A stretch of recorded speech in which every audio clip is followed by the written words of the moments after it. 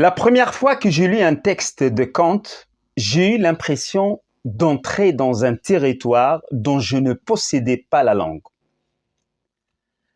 Je me souviens encore de ces phrases interminables, de ces concepts obscurs, de mots comme transcendantal, noumen ou raison pure, qui semblaient venir d'un autre univers. Alors, soyons honnêtes dès le début, Kant est difficile, parfois même décourageant. Nietzsche lui-même se moquait de lui en le surnommant le grand chinois, tellement sa pensée ressemblait parfois à un véritable labyrinthe intellectuel.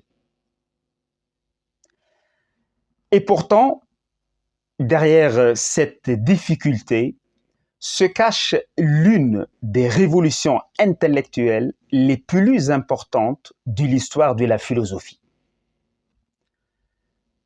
Publiée en 1781, La critique de la raison pure de Kant, le 14e livre de notre série philosophique, a profondément changé la manière dont l'homme se comprend lui-même. Kant ne cherche pas simplement à répondre à une question philosophique parmi d'autres. Son ambition est immense. Comprendre comment la connaissance humaine est possible. Avant lui, deux grandes écoles s'opposaient. D'un côté, les rationalistes, comme René Descartes ou Leibniz, affirmaient que la raison peut atteindre des vérités universelles indépendamment de l'expérience. De l'autre, les empiristes, comme John Locke et David Hume, soutenaient que toute connaissance vient des sens et de l'expérience. Kant considère que ces deux traditions détiennent chacune une part de vérité, mais aucune ne suffit à elle seule.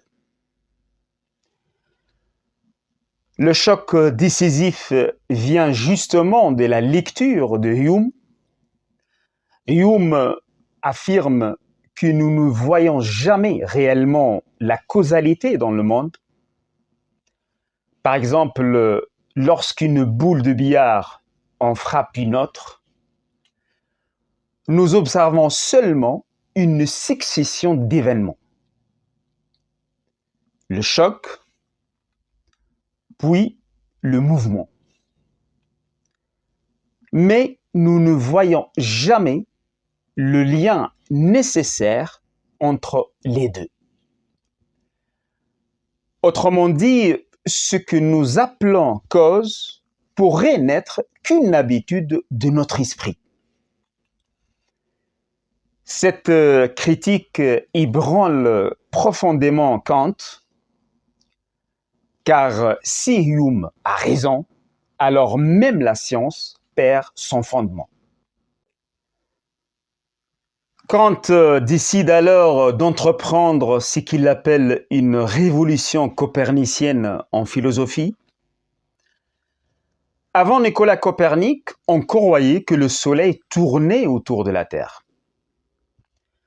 Copernic inverse la perspective. C'est la Terre qui tourne autour du Soleil.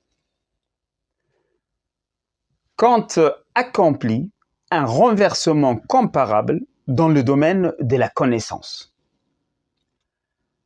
Avant lui, les philosophes pensaient que notre esprit devait se conformer au monde pour le connaître. Kant propose l'idée inverse. Le monde tel que nous le connaissons se conforme en partie aux structures de notre esprit. Autrement dit, notre esprit n'est pas une page blanche qui reçoit passivement les informations du monde. Il possède déjà des formes et des catégories qui organisent notre expérience. On pourrait comparer cela à une paire de lunettes que nous ne pourrions jamais enlever. Nous ne voyons jamais les choses telles qu'elles sont en elles-mêmes. Nous les voyons toujours à travers les structures de notre esprit. Ces structures fondamentales sont d'abord l'espace et le temps. Selon Kant, l'espace et le temps ne sont pas des réalités objectives existant indépendamment de nous. Ils sont les formes à travers lesquelles toute expérience devient possible. Ainsi, lorsque nous croyons voir directement le monde, nous faisons en réalité l'expérience d'un monde déjà organisé par notre esprit. De la même manière que les couleurs ne résident pas objectivement dans les choses, mais naissent de l'interaction entre la lumière, l'œil et le cerveau, le monde que nous connaissons est toujours façonné par les structures de notre perception et de notre entendement. Tout ce que nous percevons apparaît nécessairement quelque part dans l'espace et à un moment dans le temps.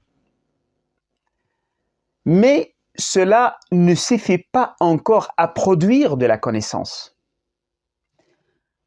Notre entendement intervient également pour organiser les données sensibles grâce à des concepts fondamentaux que Kant appelle les catégories. Parmi elles se trouvent la causalité, la substance, l'unité ou encore la nécessité.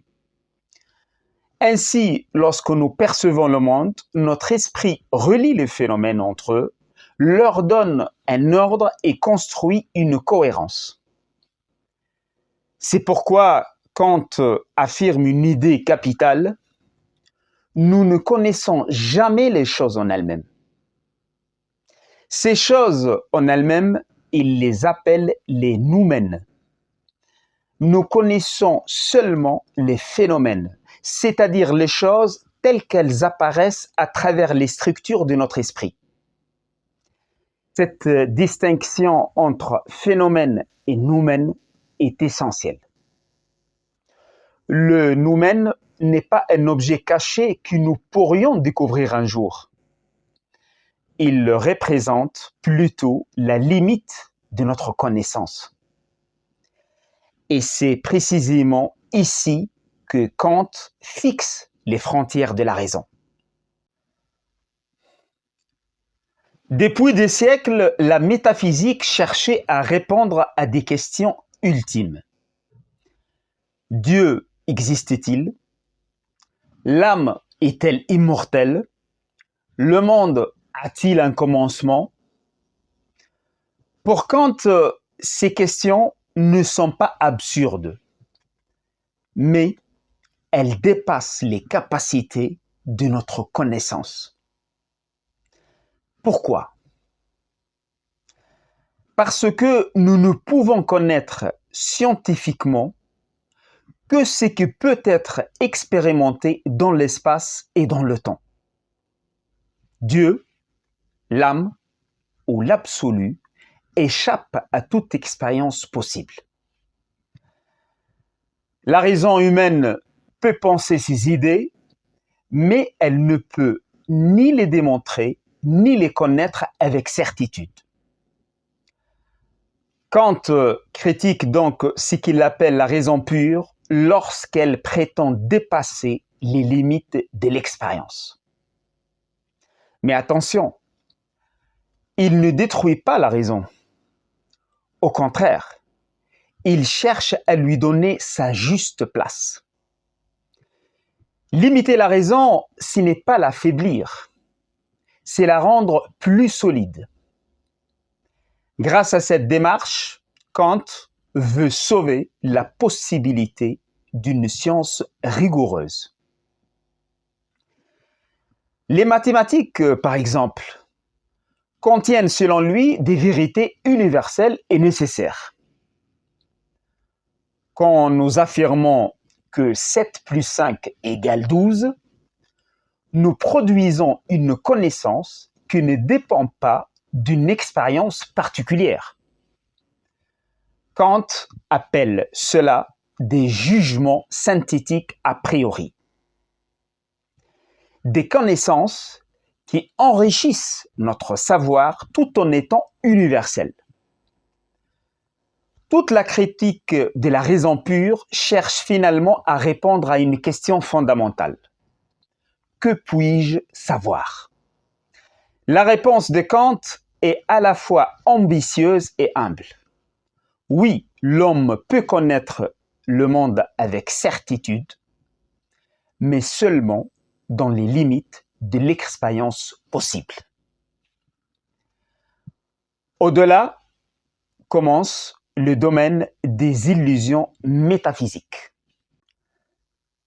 La grandeur de Kant est d'avoir montré que la véritable sagesse ne consiste pas à prétendre tout connaître. Elle consiste à comprendre les limites même de notre pensée. Et peut-être est-ce là la condition nécessaire de toute liberté intellectuelle. Savoir jusqu'où la raison peut aller sans se perdre dans l'illusion.